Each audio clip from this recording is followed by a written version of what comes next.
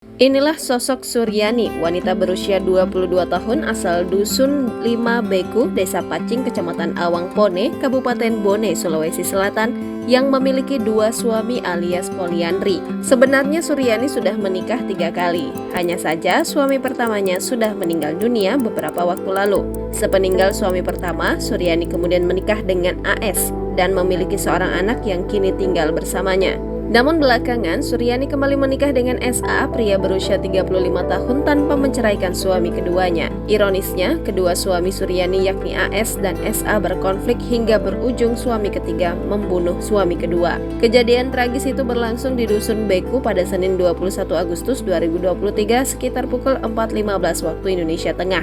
Kejadian bermula saat AS menelpon Suryani dengan maksud mengajak anaknya SY ke Bulukumba. Kasat Reskrim Polres Bone itu Deki menduga percakapan AS dan Suryani terdengar oleh pelaku.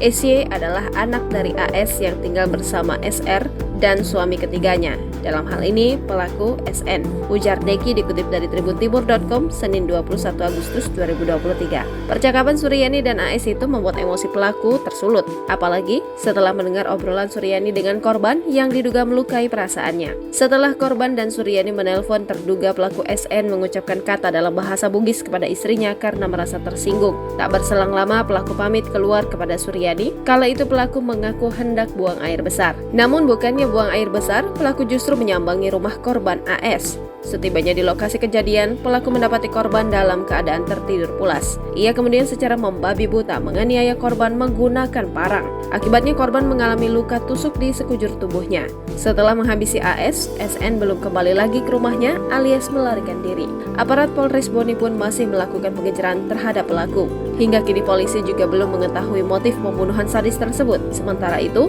jasad korban langsung dilarikan ke Rumah Sakit Umum Daerah Tenriawaru, Bone untuk dilakukan otopsi. Ternyata Suryani yang masih berusia 22 tahun ini seorang ibu rumah tangga. Suryani menikah dengan AS maupun SN secara siri alias tidak tercatat resmi. Suami keduanya yang tewas dalam tragedi ini AS bekerja sebagai sopir. Sementara suami ketiga yang juga terduga pelaku SN adalah petani. Hingga kini, SN masih diburu polisi Polres Bone. Lebih lanjut, Polres Bone terus gencar melakukan pencarian guna melanjutkan kasus ini.